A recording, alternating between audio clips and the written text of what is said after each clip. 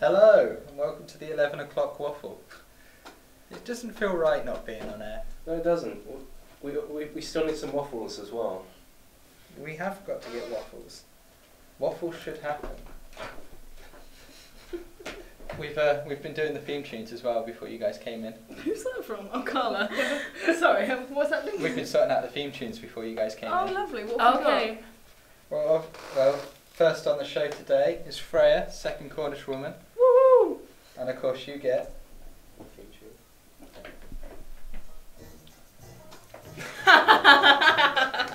Awesome. Yeah. I'd be really offended, but I was obsessed with this song when I was about 14, so... Well, That's good memories right there. It was Lucy's, but now it's yours. That's lovely. That's actually generic Cornish music. It is. That's actually very good memories come back. Well, with that, Lucy's so, has been updated to Lucy the Slut from Avenue Q. Oh, right. Oh, you're such a gentleman. she seemed to like that over the Combine Harvester. Oh well. So what's Emma's? We changed Emma's. God. I've been told to apologise for eating an apple.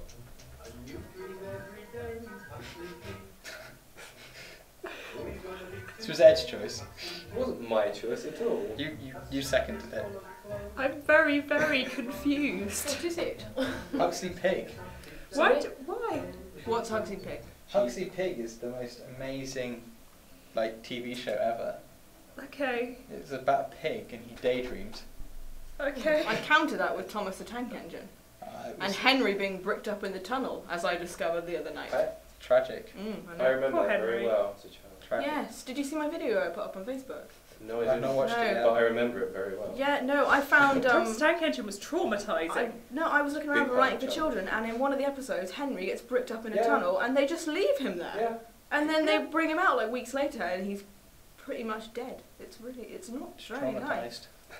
But they're narrated by Ringo Children's Starr. stuff is really quite It is. traumatic, actually. Well, wonderful. They should be. Yes, they need to be traumatised. Yeah. It's much better than the rubbish. Keeps them in their place. Pocoyo. I've had to watch so much children's TV recently looking after my boyfriend's nephews, and it's just... They're looking after Baby you. crap. disgusting. They're looking after my boyfriend, yeah. He won't switch off keeps him CBeebies. Looked it, Iggle Pickle, there we are. Captain Maxwell, that show. I received one piece of music for this year's show for my trumpet, Yeah. and I was horrified when I read the first piece because why does this say "In the Night Garden"? Oh, God. And I was read it. I was like, no.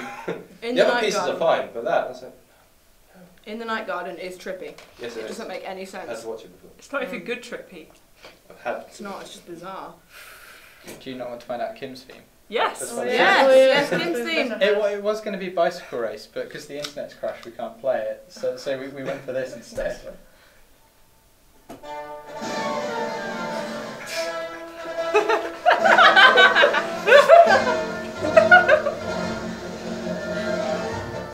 I love it. Yeah. That's me running around the circus ring with a bicycle. Things falling off it. Well, we were talking the other day about the lecture with the magic wand or whatever. Oh yes, yes, of course. The batteries run out on that. No. I know, it's terribly sad. Oh, the first year's they're missing out. They're going to I be know, bereft. I know, they'll never know. Unless you tell them.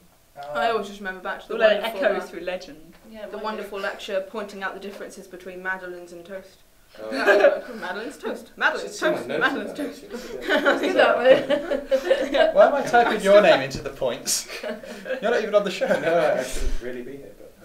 Yeah, I still have a note from the first week of this unit saying Des Moines building is situationist. Double exclamation points. Hey. Oh, when I read that, I just thought, wow, that's It's the true. That's the music called. Should I hit What my did you favourite button? What did you say called? Blob. The Blob. Oh. It's not quite as good as Des Moines. No. No. Mm. The Blob was a rubbish writer. All of his work rubbish. I love the points button. Had a later career with Noel Edmonds, I believe, as Blobby. When it all went downhill. What happened to Yeah. Mr. It was Blobby? terrible. Yeah. First ever non-person to get Christmas number 1 though. Mm. If you remember from my quiz back in December. Where is he now though? My obscenely loud house party that we had at mine, where we sat in the lounge and watched telly. Oh, So that's where he is now. What, Mr. Blobby? Is he on Mr. how? Blobby. Mr. Blobby's in rehab, children. He Thanks. shan't be coming out. Pip sent me an email saying that Smiley Culture died. Yeah. This week. Lucy Yeah. did it. What? She killed him? Well, Lucy posted it on Facebook like before the timestamp for the news article was on. Oh, right. She just Lucy knows. knew. Lucy was I thought it involved. was really sad. Yeah. And he would die in a drugs raid, wouldn't he? Yeah. It's just. It's really annoying because like, I did the questions on Monday, and like the news was so depressing, and it was really hard to find stuff. And then Tuesday and Wednesday, Midsummer Murders is racist, Smiley Culture dies. There was loads of stuff. Wait a second. Smiley just- Culture dying doesn't come under the depressing Oh yeah, category. but we could have played a Cockney translation. Oh, true. We could have had a question about that work, about poetry, and then from True. Tracy Johnson, and then you could have shown off what you learnt in the lectures. True, but then Kym would have obviously have trumped us Necessarily. using her mad lecturer powers. Mad No, lecturer I powers. Is I that didn't bring them with me today. Is that a mad lecturer who has powers, Is this or a like some- lecturer who has mad powers? Is this some, Because I like the mad powers better. is this some sort of backwards heroes? I can lecture. Yeah. That was very weird though, finding out that Midsummer Murders is just incredibly racist. Like, no, we can't have any black people, then it wouldn't be an English village. But I live What? in a Is village. have people only just noticed that it's a bit. Well, I don't watch it, so I don't know. I just Yeah. saw it in the news that It's Midsummer such Murders a- is racist. But I'm never watching it going, oh, this show's bordering on racism. Like, I'm just, you watch it for the plot, you're not... I never seem to be it's counted. It's Middle England, and Middle England is, white. It's isn't very, it? That's the very point of white. Middle England. Yeah. Are there any It's black available. people on there, or No. just non-white Caucasian? I think it's just all white Well, people. do you watch Harry Hill's TV Yeah. Burp? Did you watch it last week? It was talking about No. Grassington and stuff. Yeah. I record it. Even Ambridge has got black people in it. One Asian lawyer. Was that Love Thy Neighbour one, where they were voting for the villagers in, and it was like, we don't want gay people, Yeah, we don't yeah. want black people. Yeah, we don't think we can cope with anything that's different. I suppose Charlie Sheen comes under all of this in some way, doesn't Oh, Charlie Sheen. he? Which is question one. Is it question one? Yeah, What? well, yeah, Oh, we should- the- we should probably start the show. That's a good Yeah. idea. Do the It's almost 12 o'clock. I love how that's the new. It's the new description for going out and getting drunk, is going out and getting absolutely Charlie Sheened. Excellent. Just I thought that was holding up with become a a prostitute. whole new adjective. Well, anything you end up doing, really.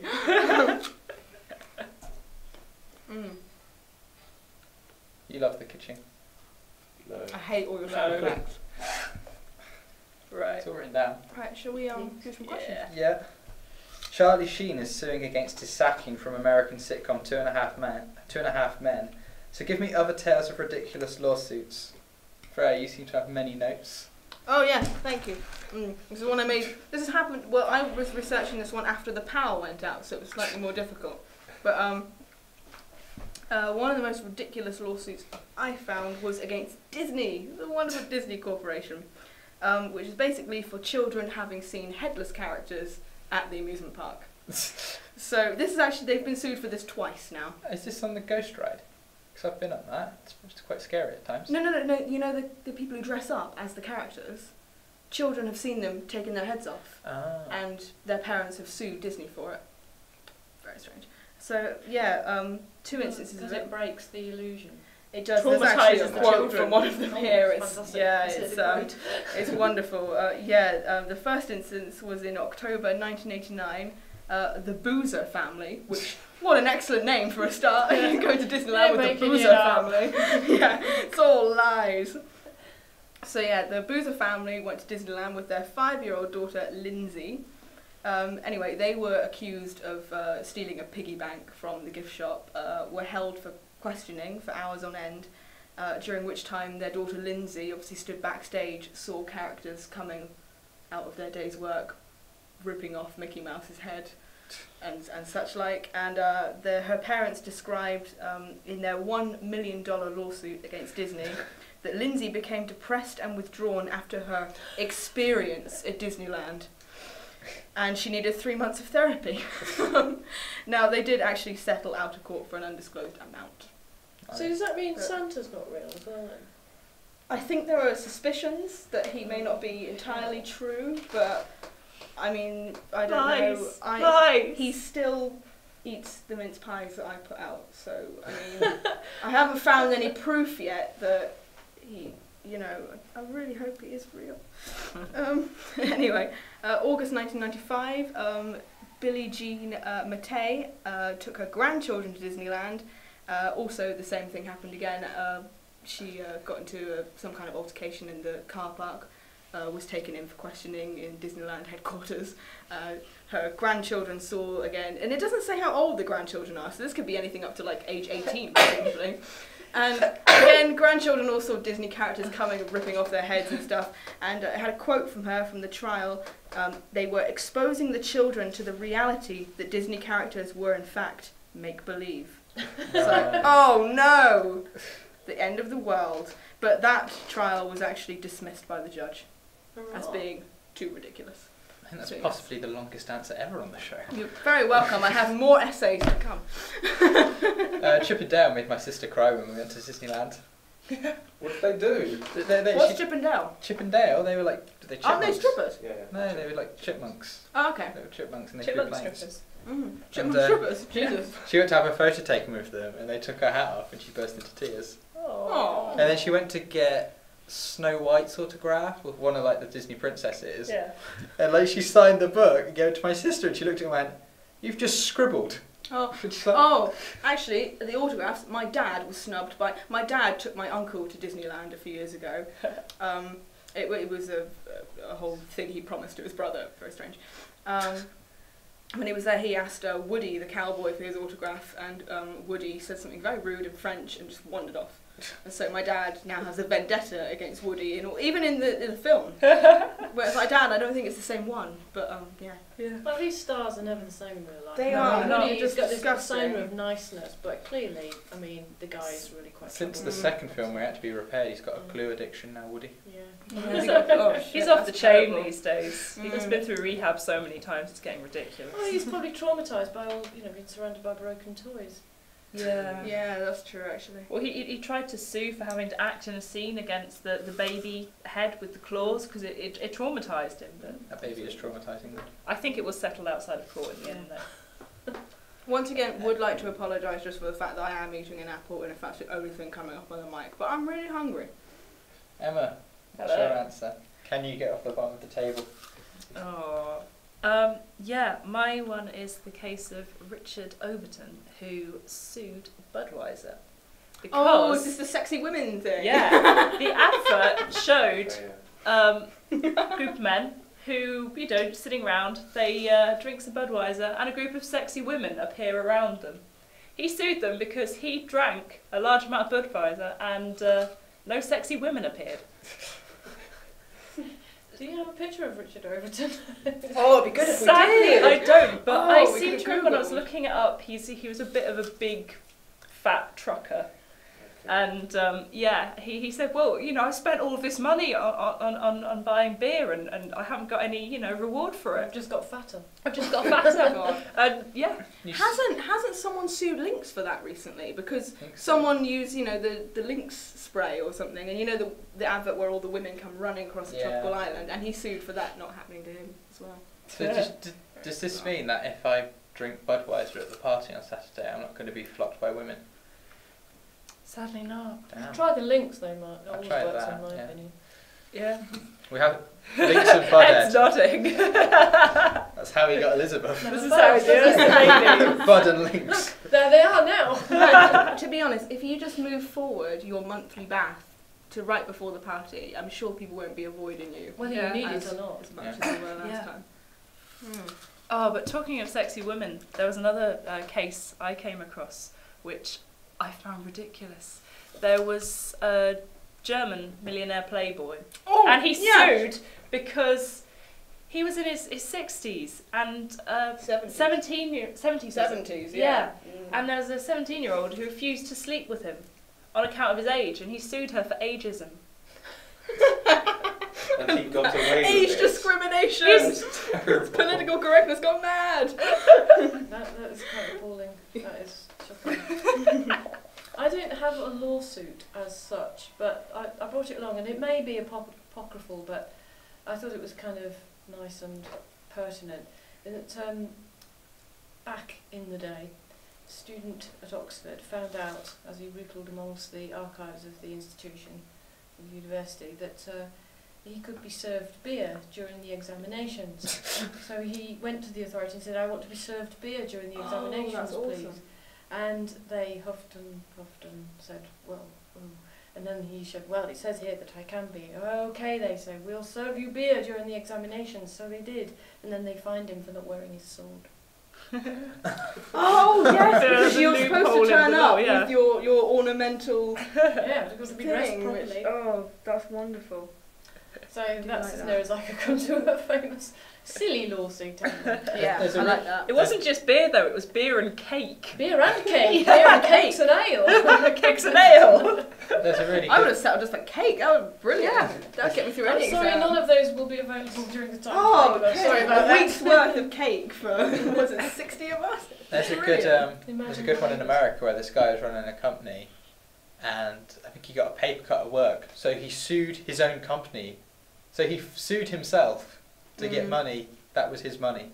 I saw one, I only read it very briefly, of a guy who did sue himself because he'd infringed his own religious beliefs or something by Yes. drinking and sleeping with women, so he sued himself. It was very bizarre. But he was in It beats he ended up flagellation. being in prison, so he couldn't actually pay the money himself. So the money, because he was bankrupt as well, so the money would have had to have been paid by the prison authorities and the government anyway. And they were just like, this is getting ridiculous. So in the end, they threw it out for just sheer stupidity. Should we go on to the question about the library and the Navy Lieutenant? Let's do it. Oh, yes. Left hand. Okay. I think it's your dad, isn't it? The Navy Lieutenant. It could be, I don't know. I'll take this one first if you like, because in a former life I was a librarian. Ooh. And, I can tell you a few things about that, but my own Yeah. egregious moment of not returning a book was when I was working as a librarian, and the book was 6 months overdue from the library where I was working. And the really awful thing about it is that the book was called Time Manage Your Reading. Can you imagine someone actually writing a book like that? Good The thing God. is, as well, of course, is that I never got time to read it, which is why I had it out for so long. But That's I did have a wonderful. friend who worked, a library colleague actually, who made it a point to any library that she'd ever worked in or visited, to, shall we say, keep a book from that place. So she had quite a collection of unreturned library books, which is a little bit irritating. Sorry, I'm just going to pop out and find a bin a minute. I've got everything. Right. Kim's the first person to answer the question before it's actually been asked. Sorry. She's getting in there.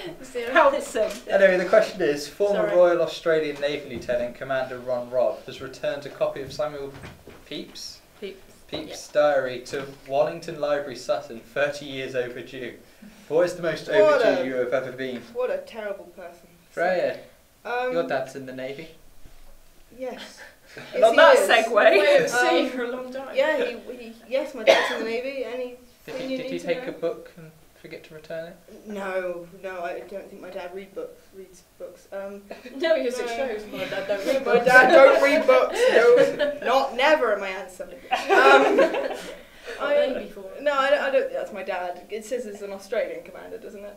My dad's from the north. It was his dad. It was your dad putting on a silly accent as well Yeah. for a dare. I think the reason why I kept it clearly is because Samuel Pepys worked for the Admiralty, didn't he? So he Yeah. probably felt a kind of an He got it out for like his daughter's school project, All right. and then Well, like that was got some project. and then got shipped abroad and never returned it. She's quite a few years back in school, isn't she? 30 years with the same project. Come on. Oh, so yeah. I'm late for everything, my Mac. I really am. It takes an incredible amount of strategic planning for me to be on time for anything. But I think the most epic one I have is I was late for life. No, I was, when my mum was pregnant with me, I was 2 weeks overdue, and even then I think it took another couple of days for me to arrive. Did they fine you for arriving late? I don't think I've been fined, I'm not sure. Being fined for being born late. I don't know. I don't think I have, but no, I had, so I wrote things down on this and everything, just in case I couldn't remember my own story. No, but I think I had kind of strategical thinking when I was doing this. Because I was obviously, one, hanging on to be a 90s child, because we're just better. I think we're the four of us are. I don't think, Kym, you're a 90s I child. think you're right. Well, not in age, anyway. Okay. I think Kym was early 80s, maybe. I think what I was also doing was, I was hanging on to make sure I could celebrate my 21st birthday at Raise the Roof, alongside Mac Forsyth. So, I think there was strategical thought in there, and I just... you're the 12th, aren't you? 10th. You're the 10th. Well, so I was one day late still. Now you're out, so... Oh, come now. It's one day out. It's pandering, that's what it is. Everybody always panders on this show. It's true. At least she's the master of it, isn't she? Yeah. Every week there's a question which I'm the answer to. By saying pandering, do you mean pretending to be a panda, or...? Oh, yeah. Yes. Oh, awesome. Emma? Well, I like Freya late quite often, but and again, like Freya, was late into this world, but probably the longest I've hung onto something wasn't actually a library book, mainly because my mum was a librarian, so whatever we had out of the library she'd always renew again and again and again, so I've had library books for a good 2 years before, but not got any fine on them because my mum's just been keeping hold of them for me. The worst one I've got was actually a book on how to play chess, which I borrowed from... you special child. Harsh. Yeah, because I was an intelligent child. Yeah. And I wanted to better myself, clearly. Good God. Yeah, a book on how to play chess, which I borrowed from the family who used to babysit me after school. As far as I know, it's still in our house. So 10 years on, 10, 11, maybe 12 years now, we still got hold of it, and that's how overdue it is. So yes, apologies to the Snitinsky family. So you were an 8-year-old wanting to learn how to play chess? Yeah. Oh. The thing is, I read about library books, it's not the ones that aren't returned at from, it's the ones that are returned with things in them that you've got to worry about. Oh, Strange things that people use as bookmarks, such as rashers of bacon. Yeah, my mum's told me this as well, rashers of bacon, yeah. What the hell's wrong with Has anyone people? actually ever seen this rasher of bacon? No, my mum has. She's actually opened a book and found one in there. Not only that, what a terribly bad use of bacon as well. Ed's trying to make a point. No, I wasn't. I was just saying when I took out Arcadia for writing for theatre. There was a bacon stain. There wasn't a bacon stain. No, there was a sausage on one page, an egg on the other. There was a sock so I in ate it. them and got ill. No. There was obviously one of those sort of receipts for Rob Young. I know Rob Young. He was a student we love Rob. in the year above us who took drama. Wow. Who was in Feckles, our drama society. And I saw that in there, I was like, oh, memories. Why is this in here though?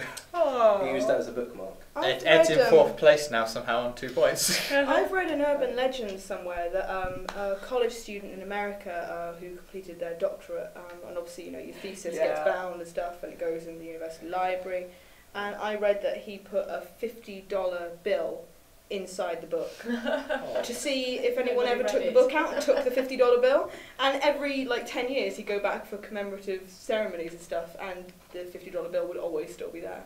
So either people were taking it out and being incredibly polite and putting the $50 back. I often get books out every year to write lectures, and I've actually had books from the British Library and sent them back, and then had them out again and found my post-its in them. Which is quite useful actually. Oh, that's so nice. I now do it as a strategy. That's cool. Write notes to yourself Yeah. to discover a year later. Note to self, Kym. No, dear future self. It is me from the past. I have come. Post-its there saying, no, you're wrong. Oh, I like that. Okay, question 3. Danny Boyle's Frankenstein production is to be screened to a global cinema audience. But what for you is the real meaning behind the novel? And this could be interesting, seeing as we studied it last year. So, Emma. Well, where do you even start with Frankenstein? There's so many themes going on. But all in all, I think if I had to sum it up, it's a book about what it is to be human. And it's about how, being human, we have responsibility, about how what it is to be a good or bad person, and it's also a chance to look at what it is to be human from the outside, from the monster's point of view, of course. And in some respects, the monster is a very, I don't even know what I was going to say there, tabula rasa. Let's use some cultural theory terminology here. But because of that, it makes the whole makes his perspective much more interesting, because we get to view ourselves from the outside. Yeah. Right. What? Freya. Okay. If we're going to talk about what we personally find to be the deeper meaning, I'm going to say I find the book to be about loneliness more than anything. I mean, I know there is the whole idea of science and what science does, and you know how far human beings can go with messing with science, and you know how far we can go to playing God to an extent. I think what draws me into the book more is the creature's reaction to being abandoned by Victor, and his absolute desperation to have company and companionship. And I find that to be the part of the book which most draws me in, and has the most emotion for me. I feel that's what I personally feel the deeper meaning to the book when I read it is to explore what happens when we are alone. Emma's judging you, I think. No, Looking up into the sky. I was being distracted by the posters, but okay. Kym. Well, obviously, when I looked at the question, I thought, the real meaning. You did teach us this. Mac has thrown this in, I feel, because we've got one of the lecturers in today. It's the bit Same where we as all went, It's the bit where we all went, oh God. It's the only one question where I'd actually heard of one of the names, so that's quite good. Apart from Charlie Sheen, obviously. Well, Frankenstein, what is it about? As Emma said, it's about a lot of things, and the idea of the loneliness of the monster is quite interesting too. But I think rather than saying it's about this for me, I would say it's about, one of the things that I find interesting about it is the fact that it's a kind of about education, really. It takes kind of certain Rousseau-esque ideas about education. And of course, it makes it quite clear, I think, that the monster is as much at fault as Victor. And in the end, and I think I remember saying this in some of our lectures actually, that in the end we don't know who the monster is, in fact. Yeah. And the monster, of course, is often within. And there's the link to Paradise Lost and It's probably, Satan being sort of the anti-hero in that as well. So it's about confrontation within self, perhaps.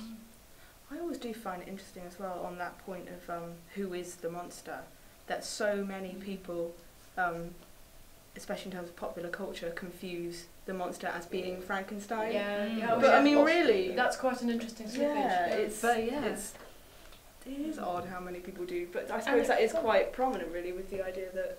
And it fits really well with the new film, which is what it's come from in the stage I production, didn't which is know now Danny the Boyle was film. making a version. That's No, really he's cool. It's a They theatre swap around every other night who plays Frankenstein and who plays the monster. Oh, that's cool. And the film version they're showing, they're filming both and showing them on different nights, so you get a chance to see both actors playing both. Yeah, Frankenstein. Oh, that's quite awesome. I like that. Yeah, that's interesting.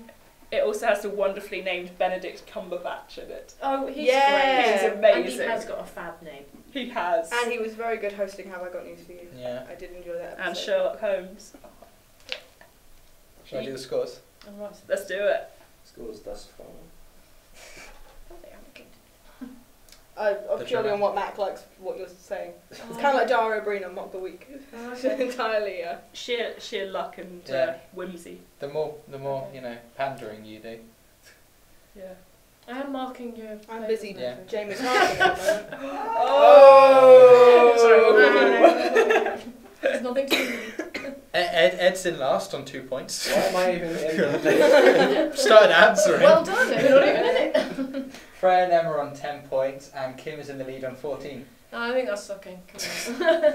Sorry, I completely forgot. We're on You've got 10. 10. Oh, that's awesome. That's double digits. I'm really pleased. We're in this together. Didn't think I'd get that far. I'm Jamie Clark. Hello. The Beckhams are expecting a daughter to add to their 3 sons. So in this modern world of bizarre children's names, what should their daughter be called? Freya. Galaxy. No, it makes sense. I promise it makes sense because I was discussing this with Emma the other day. Actually, there are other kids' names. Now, are they? I mean, she says, "Oh, they're named after the places where I found out I was pregnant." Lies. I bet it's the places where they shagged. I bet it is. And so you've got Brooklyn, obviously New York. That was it, Brooklyn. Yeah. Romeo, Rome. My favourite one, which is Cruise, just spelt wrong because they were on a cruise, presumably. Or Crew. Which is awful. Well, there was Crew. Romeo? Or Crew, yeah. Yeah, Romeo, Rome. Oh yeah, cool. And so I think... Or in the back of an Alfa Romeo, even worse. Oh, yeah. Dodgy. But no, and obviously Beckham has spent the last, I don't know how many years of playing for, was it the LA Galaxy? LA, he's still there. Oh, he's still there? Oh, okay. I thought he'd come back to the UK for some reason. He came back to train with Tottenham during the off-season. Oh, okay. Because there was all that whole thing of them going to Buckingham Palace, and that's apparently what that house is actually called. I thought the press just called it that, but they've actually called it Buckingham Palace. It's just disgusting.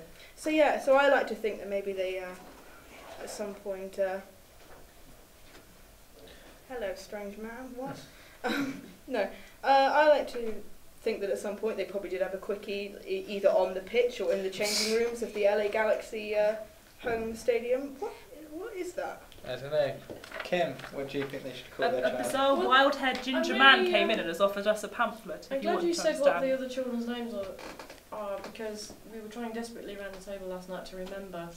And I knew one of them began with B and was something to do with New York, but I couldn't think what it was. Maybe irony, if maybe it should be called irony kind of thing. Or going on the basis of Freya's theory that they named the child after where they shagged. What about conceived? What about big, expensive, but actually cheap and very nasty shag pile? Yeah, quite Call possibly. it shag pile. Shag pile. The kids already got enough of Apparently a disadvantage. Apparently the bookies are already taking bets on it, and apparently the number one name is Sandra, who is one of their mother's names, but I can't really see them. I don't know, I don't think Sandra. I know. God. It's Sandra! all a bit sort of, Sandra! shouting from the doorstep, Sandra, come in for your teas! It doesn't really fit with the Beckhams, does it? There's I don't something know. that their servants would be called, surely. So Sorry, all Sandras. I'm being Sandraist. Alright. Sandraism. Well, I decided that if they wanted a properly ridiculous name, because so far I think they've been trying, but they haven't quite gone far enough. Down the Jamie Oliver I was route. going to say Jamie they should talk Oliver. to Jamie Oliver, because Petal the Olivers Blossom. clearly know what they're doing when it comes to ridiculous names. Petal Blossom Rainbow Oliver.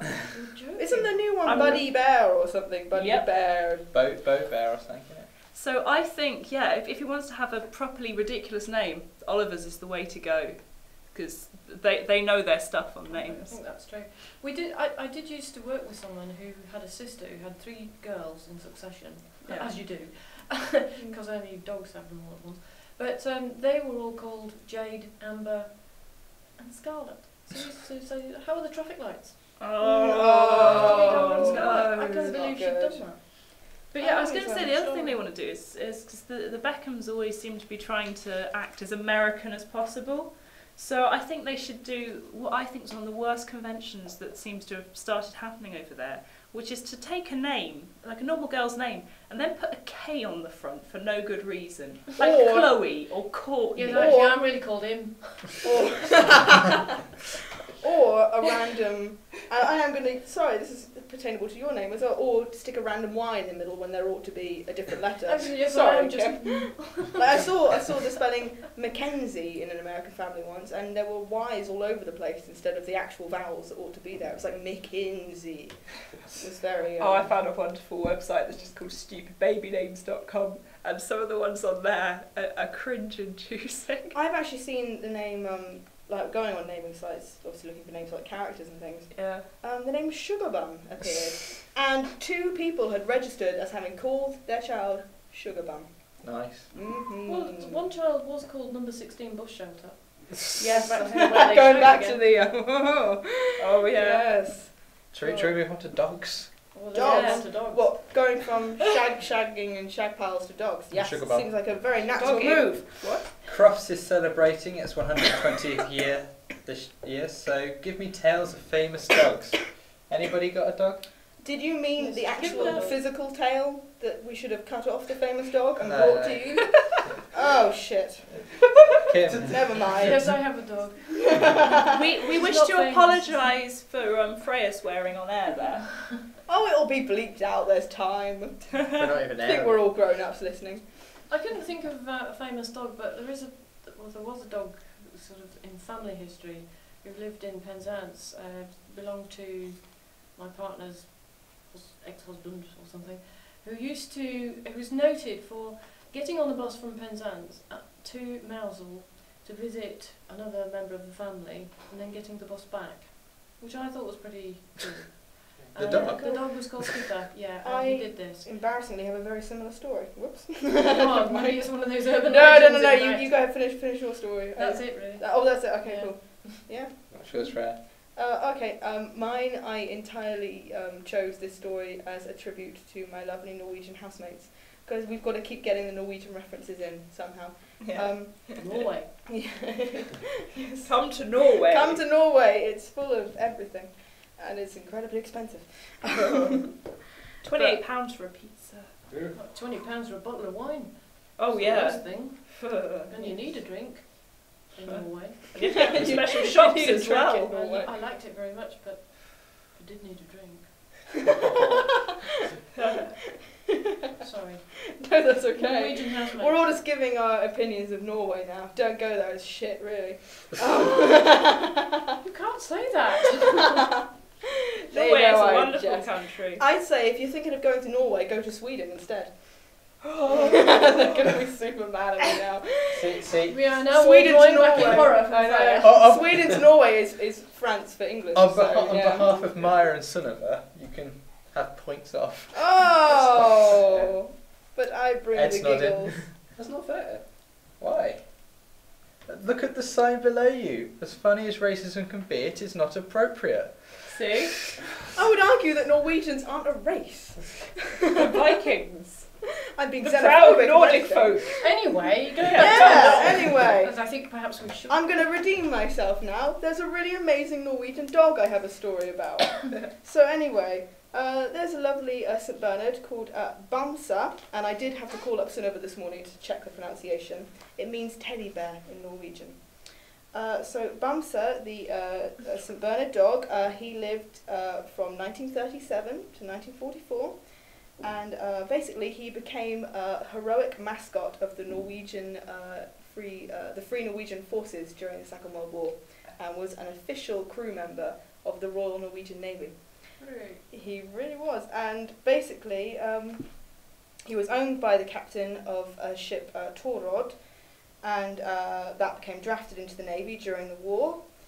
They enrolled the dog as a crew member in February 1940, and they ended up stationed in Scotland during their actual opposition to the Nazis.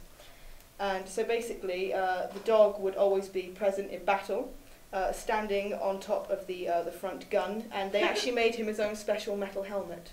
Which I think is quite sweet. The crew members got together and made him a helmet, which I think is lovely. He also saved several crew members who'd fallen overboard. He swam out and dragged them back in, and stopped someone from being stabbed once as well, which is quite cool.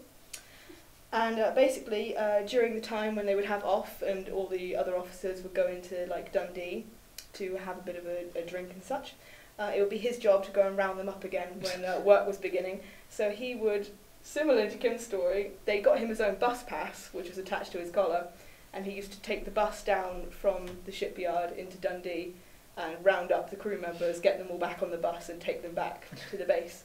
And he was even trained, if he couldn't find them, he would just come back by himself. Nice. Wow. And in the end, unfortunately, he suffered heart failure on the dockside yes, in July 1944. And he was actually buried with full military honours, and his funeral was actually attended by hundreds of people. His gravesite is still cared for in Scotland today, and every 10 years, the Royal Norwegian Navy hold a commemorative ceremony, because he was such a figure of kind of heroism and patriotism for Norway. Yay, Bamsa the dog. Yeah, there's a memorial in London, isn't there, to animals that served in the war? Yeah. Horses and dogs and that. Yeah, Emma. it's lovely. Well, talking of memorials and honouring animals, I've got two, but they're part of the same story, who were awarded the Dickin Award, which is a special award for animals that have shown bravery in conflicts, but also in other situations as well. Of the Victoria Cross, isn't Yeah, it? it's the animal equivalent of the Victoria Cross. And the two Kym finds this ridiculous. No, I'm just imagining my dog doing it. It's just silly, really. Yeah, my cats both have it. It's incredible. But yeah, the two I picked are a pair of dogs called Salty and Roselle, who were guide dogs for the blind, and they rescued their owners from the World Trade Center, guiding them down 70 flights of smoke-filled and pitch-black stairs to get them out safely. And for that, they've been awarded the equivalent of Victoria Cross for bravery. There's a third dog who was given that award after the World Trade Center, which was Apollo, the dog, who was brought by his owner to be a rescue dog. They arrived 17 minutes after the attack happened. I heard this, yes. And he went in and began saving people. And I think mostly his job was looking for people who were buried under debris. Yes. Yeah, I think that's really sweet how they award. I think that's incredible as well for guide dogs to be that dedicated to their caring for humans. Well, it says a lot for their training, actually, doesn't it? Yeah. There is, of course, Bilbo. Baggins? I've come across Bilbo, this one. surfing dog or something. Surfing dog? Yeah, I think I've seen him on BBC One or something. It's incredible. I have a quick one about Hot Fuzz as well, just to obviously pay homage to beautiful, wonderful Hot Fuzz, the best film of all time. The dog in that film, Samson, who plays Saxon the police dog, he was actually a real failed police dog. Who was trained to be a police dog, but failed purely because he was too friendly and would tend to just kind of welcome and want to make friends with drug dealers and. He was allowed to be in the film instead, which I think is nice, Yeah, it was a place for everybody. Quite a move up. I bet he really lauded that over the real police dogs. Like, well, yeah, look where I am now. You just catch criminals, I catch Oscars. Yeah, I catch Oscars. Oh, I love that. Thinking of that on the Oscar stage. Here's Saxon. I think we're going to have to speed it up because we've been on nearly an hour. We've only done 5 questions. Oh, good God. Sorry, it's my essays. Professor Brian Cox has reacted against the BBC's decision to lower the music volume on his show Wonders of the Universe. So 2 things. What would you like to turn the volume up on, and what would you like to turn the volume down on? Mac, I did not understand this question one bit. Oh. Are we literally talking about just turning volumes up and down? Yeah. Oh, okay. I can do that on my telly. Yeah. Of course, music, obviously there are certain artists who should always be turned down. Justin Bieber we need to cite, of course, as with the tradition of the show in general. But what I pick is pub music, because if you want to listen to loud music, you go to a club, you go to a bar. If you go to a pub, you're going there because you want to have a drink and a chat with your friends. You don't go there so you can listen to loud music. And it's getting worse and worse, and no one seems to understand what the word ambient means anymore. And it's just, there's nothing worse than finding a nice comfy corner. They turn the speakers up and they spend the rest of the night shouting at people. So just to point out at this point, someone has just brought in a cardigan and some pipes and slippers for Emma. Oh. You're going to say this even more, and I do my I next think you're one. absolutely right, but I mean, yeah, I can say that because I'm over 50, so. I was gonna, well, for my turn up, you're really gonna give me my pipe and slippers now, is the volume on phones. Because I agree with this. there's nothing more Buses annoying. and I mean, when you're in a quiet room, it's perfectly fine. But the moment you're on a busy bus or something, you can't actually hear the person at the other end. And you find yourself sat there shouting, can you speak up a little bit? And you probably feel like you've just turned 70 and you... That's because you're on a busy bus where you shouldn't really be using your phone due to etiquette. Oh. Matt, would you care for a pipe and some slippers, or...?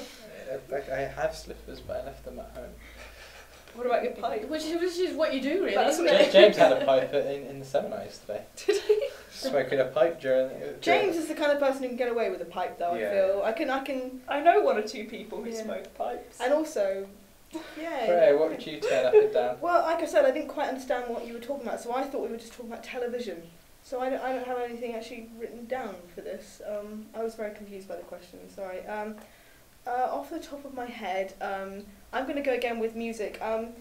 Boy racer types who drive on down through the town with their windows down and the hip hop and the dubstep playing. I learned what dubstep was the other day. I was overjoyed. Right? Yeah, it's not good. I know that. I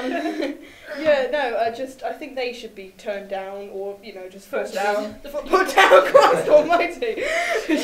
I think we should put them down. No, I don't know. I think they should just be forced to stop. We should be able to legitimately throw things at them for doing things like that, And because also, they annoy me. Boy races, there is also the equation that goes with it. The louder the music, the smaller their penis. Right? I think it's something to do with the length of the baseball cap. Oh, that as well. That's an extra factor you The can louder bring the in. music and But it's to let women around know. It's a warning that they have to carry because of It's their. like a mating call. It's also It's the opposite though. It's a warning. It has the opposite Yeah, effect. it says I have tiny genitalia, and so all women well, know to let me stay close up my back. legs. It's sort of like Tarzan beating his chest Yeah. instead of. It's kind of like the guys, you can tell the penis size as well by how far the collar turn up is on the polo shirt, and how quickly they're willing to just wander through town with their shirt off on a remotely hot day. Edgar. Edgar. Yeah, Ed. Yeah. God's sake, put your shirt back on, Ed. Jesus. Honestly. Kim, what's your answer? Well, I think it would be quite nice if one could have a remote control that one could point at certain people and turn their voices down, actually. Well, dream on. I know people who could, get jobs as foghorns. I do. But that said, can't do that, so... And it does often come to music, doesn't it? And the thing that I would turn up loud, and I do always turn up loud when I'm playing it, is... talking about pipe and slippers, but Berlioz's Grand Mass de Vol, Requiem Mass, the Dies Irae. Play it very, very loud, and imagine you're facing God's judgment or something. It's quite fun. It's a sort of oral fun game for John Friday Martin nights. painting. It's marvellous, very apocalyptic. I like that. For an atheist. Yeah. And anyway, yes, so, but what should be toned down? Well, actually, if I could really pass something in Parliament on one day in my life, I would just tell everybody to turn down so that nobody else could hear their earphones. Because I find it completely maddening to be sitting on a train or a bus or anywhere, actually, and have the... Listening to someone else's shit music. There's always Well, you can't even hear the music, that's the thing. You can just hear the tinny... the beat, and there's always like one seat ahead or one seat behind you, and there's always, every time. It's like, Oh, no, the person who lived above me in first year in Glasney Park and was horrific because it didn't matter what time of the day or night it was. All you could hear through the roof was just the bass all the time, just dum, dum, dum, dum, dum. I'm not even sure what he was listening to because it was a really weird feel bass like you're in a line. scary film, you're coming up the stairs all the time. Oh, Mac, you didn't ask me what I wanted to turn up. What would you turn up? I Quickly. had a little think very quickly. I would like to turn up the voices of people who work in customer service industries. I know, I seriously would, because you're not allowed to ever say anything. I would somehow change customer service laws so you are allowed to go, actually you'll have to bleep words and things to, because I worked at Argos for 3.5 years, and customers legitimately are allowed to speak to you like filth, and you're not allowed to say anything back ever. And I don't know, it would be nice just to be able to say, you know, you're being a prick, can you please stop it? So yeah, I would like to turn up the volume on that and give those people a voice. Phil Collins has announced his retirement from the music industry, but who else really should call it a day? Let's go just one name on this one, okay? Sugar Babes! Because if you need to change your lineup that often, I think you should just give up. Emma? Johnny Rotten, not because it's music, but because if you're advertising butter, you're just not punk anymore. That's absolutely true. Oh God. That's not true, you could be advertising margarine, which would be slightly less rock and roll again. It's so unpunk because it's the poshest butter you can get. Which butter is it? What's Stewart. country Rod like? Stewart. Oh Rod God! Yes. Oh, Rod Rod Stewart. Stewart. I mean, Yeah. he should have retired before he even started, actually, in my opinion. But, To be honest, it looks like and he that might hair, be. To be honest, he looks so exhausted by and a face like a scrotum. I mean, sorry. Keira Knightley has been cast as Tinkerbell in a 2-part film project for Sky. But who would you cast as Peter Pan, Hook and Tinkerbell? This is a really difficult question as well, I think. But Not at all. Think about Bob Hoskins, for sure. And for the other characters? Because of the ringing, you know. He played Smee in one version. yeah, you did. Smee and Hook. Well, there you go. Who'd you cast as Peter Pan and Hook then? Peter Pan and Hook. Can I come back to you on that one? Okay. Hook. I really, really want to see Bill Nighy play Hook at some point. I think he'd be awesome as Hook. Yeah. Do some kind of weird. I think they should try and almost do a slightly more modern comedic version of Peter Pan, and I'd like to see Bill Nighy have that role. Tinkerbell, Kate Winslet. I would love to see her play Tinkerbell, because I think she could portray that kind of, you know, slinky, sexual kind of side of it that you see from like the Disney version of Yeah. Tinkerbell. But also, I think she could really put on the petulant, childish nature of Tinkerbell as well, which I think would be quite cool. Peter Pan? Well, Peter Pan is difficult because, I mean, if you're going to go from the angle that you have to have a young boy playing it, there aren't really very many well-known young male actors. Why are you pointing at Ed? Actually, I would have just said you as Peter Pan, me as Hook, and James Miller as Smee. Brilliant! Freya is Tinkerbell. So did no, you use her ballet I power? did write a few. I don't know. Maybe I can't. The only young male actor I can think of who's any good would be Jaden Smith, Will Smith's son. He might like to have a go playing Peter Pan. Maybe. There's that kid from the show Outnumbered Oh yeah. with what's his face in. Hugh Dennis. Yeah. There's that kid with the curly hair. He's pretty good. But I don't know if we were going for an older Peter Pan, like it wouldn't. The premise of the film, it wouldn't matter what age. I would say Ewan McGregor might make a good Peter Pan. Yeah, could be interesting. Yeah. Emma? Well, okay, I have a thing with the Hollywood films and their need to have a load of big name stars in. So I would, generally speaking, try and veer away from casting big name actors, especially for Peter as well, because there aren't that many really good child actors around now, or even generally. Because Harry Potter might not be doing anything. oh dear. But well, yeah, I think it's much nicer to cast an unknown, because you're giving someone an acting opportunity, and as well as that, there's nothing worse than Hollywood kid actors. There is something horribly precocious about them that just makes me want to hit them. And I mean, in some respects, that might be good for Peter, because he is a bit precocious and horrible, but it would still be encouraging me to commit child abuse. So that cannot be a good thing. But no, I just generally speaking, with a film, if I were charged with a film, I would much prefer to cast people who aren't known. If I could, I have to say I did enjoy Dustin Hoffman playing Hook in Hook, because there was He's some. very good. Yeah. He properly captured the idea of what it is actually like to be Hook, to be stuck on an island with a load of kids in these ridiculous He did adventures. kind of terrify and fascinate me when I was a kid. He was pretty perfect in that role. And And also- I really liked him. I think nearly every little girl who watches Hook when they're very small. And who else fancied Rufio? Rufio was awesome. I'm sorry, he was so cool. I'm sorry if I'm just Rufio. Rufio. Oh! Rufio was awesome, but he's not good looking at all now. It's quite sad actually. I think that He's got rid of his Mohican and everything. It's quite sad. Hook needs to be a little bit good looking in a slightly I creepy, fascinating older man This is, way. I'm sort of casting as far against type as I can, so just sort of Peter Pan as grotesque, really. So I think I would have Peter Pan played by E.T. And then was he on Hook? Well, I think Julian Clare is the perfect person.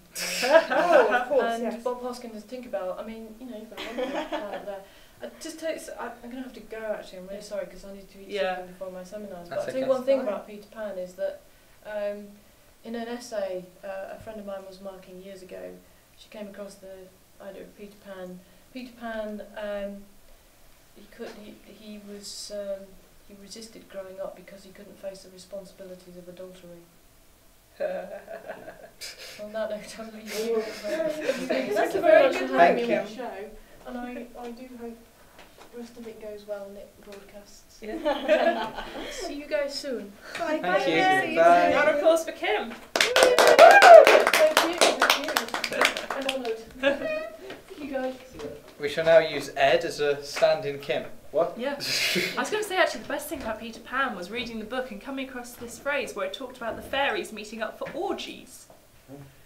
There was a whole bit of Peter Pan I'd never realised. That's was going there. in our The adaptation. thing that I find most heartbreaking about Peter Pan is towards the end of the book when he discusses how, it's revealed that Peter Pan doesn't remember Tinkerbell, he doesn't remember the adventures they've had. Yeah. And it almost feels to me like it's hinting that Peter has actually gotten to the point where he's actually developed dementia. Because, I mean, you think about it, I mean, yeah, he never grows up in a physical sense, but I would say surely after a while your brain is going to get knackered out, same as it would as you're growing old. And the fact that Peter doesn't remember something that only happened a short while ago, I That's think scary. is quite a good indicator that he was actually affected by it. Right. That's all the normal questions done. Alright. Now to the comic relief back four. Comic relief! Woo! Everyone! And It's I only a fiver, come on. And I should Do do it. the scores. Oh, is that the scary sound? That's the dramatic music. Oh. In last place on 23 is Freya. Oh. Well, you would be second if you weren't racist to Norway. Oh, we all know I love Norway, bro. I went twice. I put up with Emma's it. in second on 24. And way out in the lead is Kym on 30. She's not even here anymore. Yeah. Ah. So does Ed get a separate set of points, or is he going to Ed's be on pretending Ed's to on be 10 Kym? at the minute. Or is Ed? So does Ed got his own points, or does he add to Kym's? I'm not sure. I would say he has quite a big responsibility to be responsible for Kym's points. Yeah, and I don't know the question, so it's not worth putting me in, to be honest. Yeah. Come on, Freya versus Emma. But Yay. she still managed to get 9 points short of Emma's last score. And she did it in an entire 2 hours. Yeah. So Kym, Kym. Oh well. True. Right, Anyway. shall we Right, talk yeah. about Comic Relief? Comic Yes. relief. How amazing It's it had is. many brilliant mini-films over the years. But what is your own personal favourite of the mini-films? Oh, Freya. anything by French and Saunders. Anything that they managed to do, I think, is wonderful. My personal favourite is the Titanic one. They did quite a few years back now. I've seen that one. It's wonderful, actually. It's really good. I think YouTube has it. It's really worth a watch. They have a representation of James Cameron just wandering around with a rifle on set, making sure the film is made exactly as he wants it to be. And yeah, that's a very good one. And also Mamma Mia with Jennifer Saunders singing as Donna. I think it's absolutely just beautiful. And not only that, it's the way that French and Saunders also will team up with Vicar of Dibley quite often when Vicar of Dibley was on, and also using Vicar of Dibley to... I mean, it's like when they did the Make Public History campaign on Vicar of Dibley. So I think it's... Yeah, I think it's just very cool that they also team up, and I think, particularly for Dawn French, I think she's always got charity in the back of her mind, and I think it really comes across, probably from, her and Lenny Henry having so many years together. They're both a very charitable couple, and I don't know. I think what she does is very good, and I really enjoy those films. So yeah, there we go. Emma. Wow. Probably one of my favourite is Doctor Who and the Curse of Fatal Death, which was amazing. Before the Doctor Who reboot, they did a wonderful spoof version of it on Comic Relief. Rowan with Rowan Atkinson, Atkinson. Doctor Who, yeah. 1997. And that was amazing, and it was funny enough in its own right. And then you got to the end, and they started having all the regenerations, which just got better and better every time. And it started off with Richard E. Grant, who by himself would make a wonderful Doctor Who. He's the Shulker Doctor.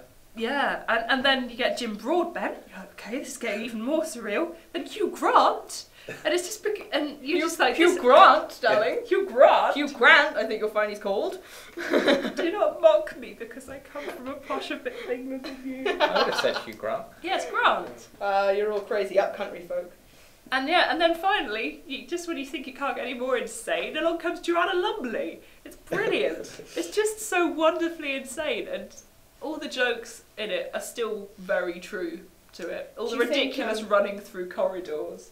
Do you think all those regenerations are hints of Doctor Who's to come in the future? Do you think Joanna Lumley they were lined actually up for the role? Or? They were actually in talks with Hugh Grant when they brought it back. Really? I was Hugh really Grant. hoping you were going to say Joanna Lumley then. Oh, there's always the this first thing female about Doctor. Well, they did consider a female Doctor. They way really back. should actually. Yeah. They strongly considered it before McCoy came on as the 7th. They're like, we should, because they needed to revitalise the show, but this is when it was dying. Basically. I still think Richard E. Grant would be amazing. I think it also just kind of further. Sorry, I'm going to get into. I think it just kind of further promotes the idea that all doctors are men as well. So it's like next is the house Rani.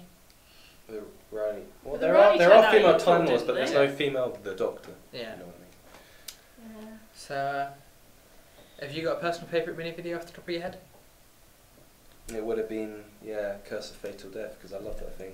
There's a- Although I did really like when I was younger the Harry Potter and the Chamber Pot of Secrets. Yeah, I found that hilarious. to watch it, Jennifer Saunders and Dawn French again. Trevor, Beautiful. Little Mo's Trevor from EastEnders. He was in it on the Little Mo's what? Little Mo's Trevor. Oh, I don't know. Little Mo from EastEnders, her I don't watch wife-beating EastEnders. husband I don't Trevor. watch EastEnders, do you? Yeah.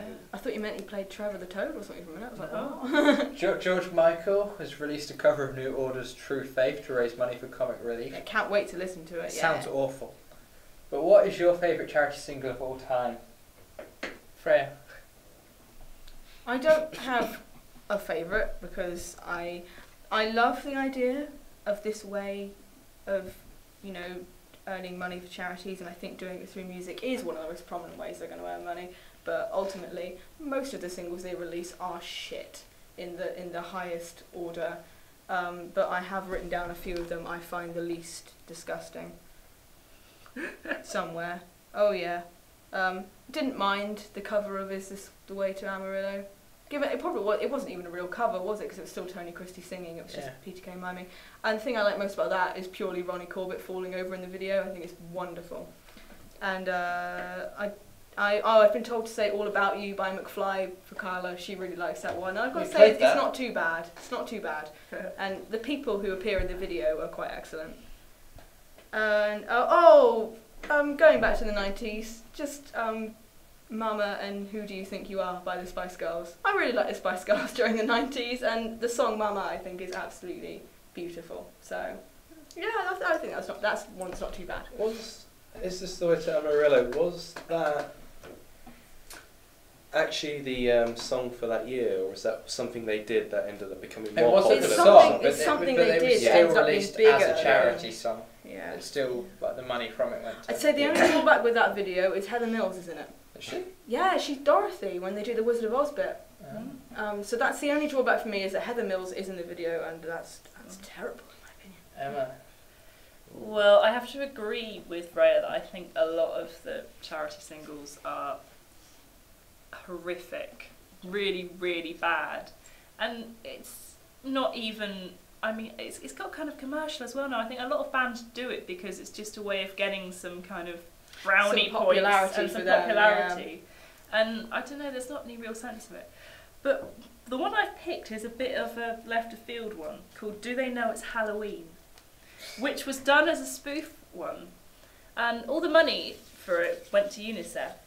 But it's basically parodying the fact that songs like Do They Know It's Christmas are actually really patronising. I mean, it's a wonderful cause, but the way they do it is kind of ridiculous. I mean, do they know it's Christmas time? Well, it's like this whole sense we have of Africa. It's a whole continent. We think of it as just this country, and it's this country that we're going to help, and the whole attitude behind some charity songs is a bit iffy.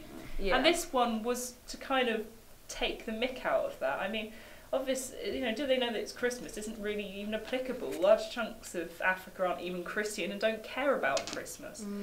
Also, it's the idea that our version of Christmas is inherently better than theirs because there won't be snow in Africa. Oh no! Yeah. And also the commercial side of Christmas. I mean, do we really think our version of Christmas is that great? Yeah. All the rubbish that we get up to at Christmas, I really don't think. But yeah, Do They Know It's Halloween was a really good song that was done as a parody of it. That's taking the mick and saying, oh no, well they don't know that it's Halloween, and they don't know that people all over America are going to be terrified at the end of October, and it's difficult for us. And it was a really good idea, I think. So it's very close as we enter the final two questions. 10 minutes to go. Comic relief means celebs doing tough tasks to raise money.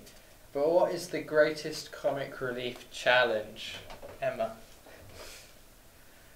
Well, I would say that probably... If you say mine, I'll kill you. He's my husband, don't do it. It's probably Eddie Izzard.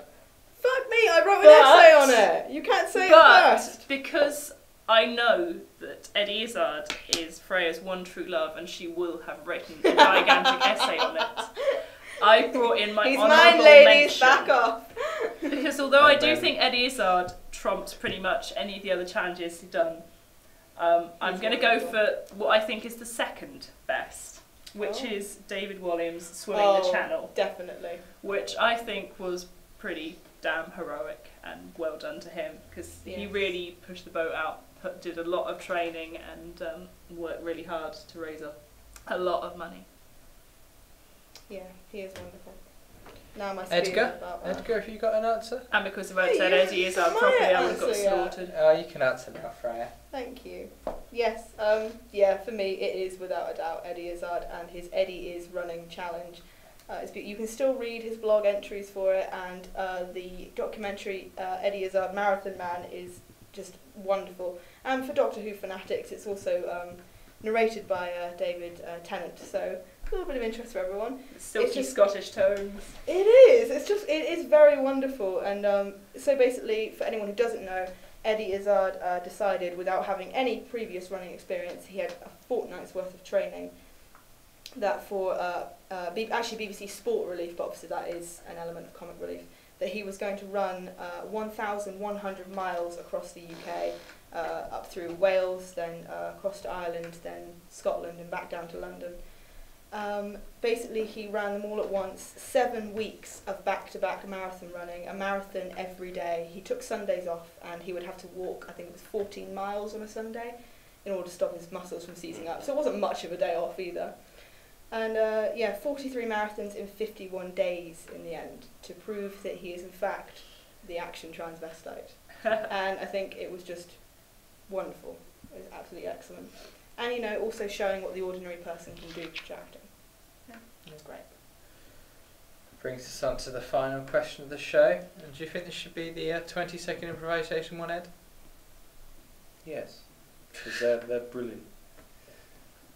Yeah. I think this should be the what, sorry? The 20-second improvisation one. Because it's take a moment. Are we not doing the... Yeah. Oh, okay. But you've got to make a make a point anyway, so you might as well turn it into an improvisation speech. Okay. So I shall do the scores. On 30 points, it's Kym. Oh. 34 points, it's Emma. And on 35, it's Freya. Oh, how did I get ahead? That's nice. Because your Eddie is that. I did steal Eddie Izzard, I'm very sorry. I decided there was no point in doing it. He's mine! So it all comes down to this final question for the win then. The better speech will win the show pretty much. Would you say that's right, Ed? Yep, certainly at this stage, actually, considering. How long do we get? A minute? That's right, you get 20 seconds. 20 seconds. Oh, It's going to be a struggle for Freya. It is. I'll do it very quickly. But as Emma is second, Emma can... Actually, as Freya's first, you can choose to go first or second. I don't mind, dear. Would you like to go first or second? Second? I don't really mind. Okay, right. I'm second anyway, might as well carry on the trend. Oh, you're first in my heart. Always and forever. Ready? Yep, whenever you're ready. Okay. Why people should donate money to charity still. I would say anyone who's having doubts about whether or not they can afford to donate to charity, I would encourage you to go to www.globalrichlist.com and put in your annual income and see where you rank in terms of the richest people in the world. It will shock you, and I think it does make you realise that a fiver isn't much for 1 week of the year. It's maybe a drink and a half less this weekend. This Paddy's Day, in fact, it is Paddy's Day. So, I will explain more in a minute if Mac will let me, but yeah, globalrichlist.com. Go there now. Emma. Okay. Could be yours for the taking. Right. Shall we begin? Yep. Okay. Right. Well, I was looking at figures that would help me tell you why you need to donate, but I decided I wouldn't go for the shocking figures of how many people have died, but give you an idea of how important the work that Comic Relief is and how much good it has done. Between the years of 2000 and 2006, the number of children across Africa who have had measles vaccination has risen by 91% because of a campaign there. That's 91% more children who are now no longer at risk from dying because of basic illness. To give you an overview of Comic Relief, they've raised a total of £650 million. They help out in 76 different countries across the world and support 12,597 different projects. They're always evolving, they're always working hard to find where their money will do the most benefit, and you can always be sure that however much or little you donate, it's always going to do good. It's got a face on. That's not, that wasn't 20 seconds. It's very good though. Do you mind if I just explain about the Global Rich List? Yeah, I assumed you'd just interrupt me. No, I figure we could, cut that out and use it as an advert, Just put some sad montage music on. Sad montage, very different from the Picture Hollywood of a montage. donkey by a well. You not seen that one? There's the charity to give money to the donkeys. To the Yes, incredibly I know, posh donkeys. My life Drop is, my blue tack. my life is so terribly I see what difficult. you mean. Yeah. Can I explain about Global Rich List quickly? It's fluffy. Because it's fluffy. Got fluffy blue tack. To explain the website I gave you, globalrichlist.com. Basically, you put in your annual income and it lets you know how rich you are as compared to the rest of the world. And I think it's a good eye opener for just seeing how big third world poverty actually is.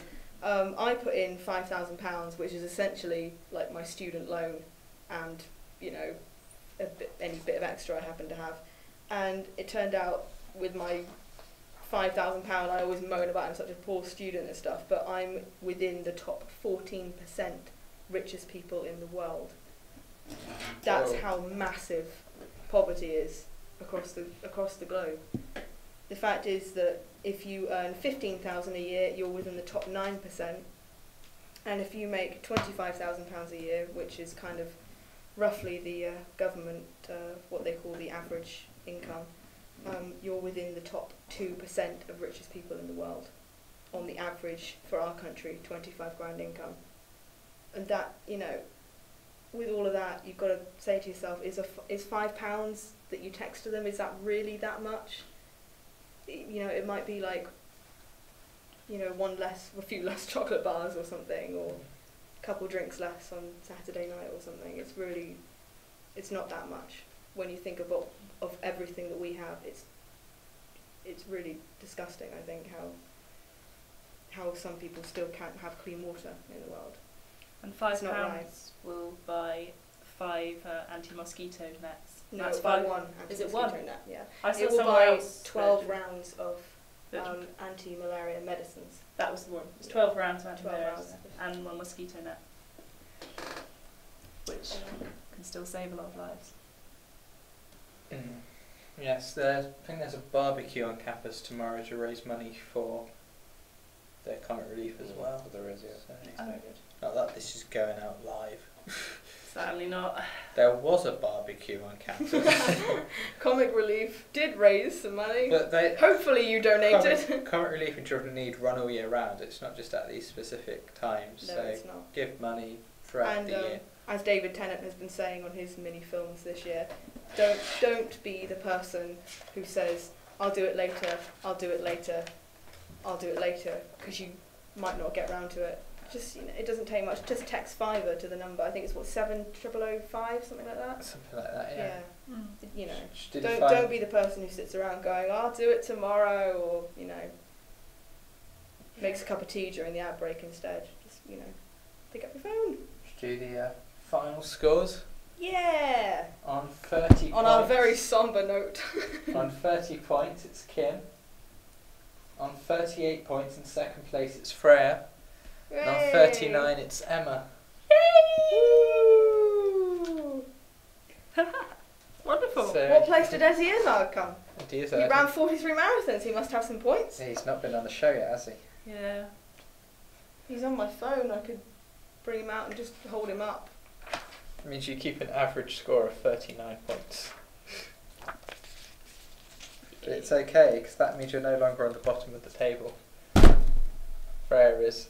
Dude, I've been on here once. Yeah, but you Yeah, but it's just done on averages, Freya. yeah. Well, how did others manage to get to 62? How did they manage to do that with average points? Max Whimsy. Max Whimsy. Maybe next time we should show up without bras on, Emma. Maybe that might help. That's how Ed wins. And on that note, we shall say goodbye. Tune in next week. Hopefully we'll be airing. Yeah. Yeah. Feels a With bit. the grand final, Excellent. which should be Lucy, Ed and Alex. Really? If not Alex. Okay. Is James Carla. not making a reappearance? If not Carla, James. Oh. James okay. is in 5th in the table. Very nice. So, Be against Lucy again. yeah, Always. it's always. Yeah. So, goodbye. Bye. Goodbye. Donate Comic Relief. Love you.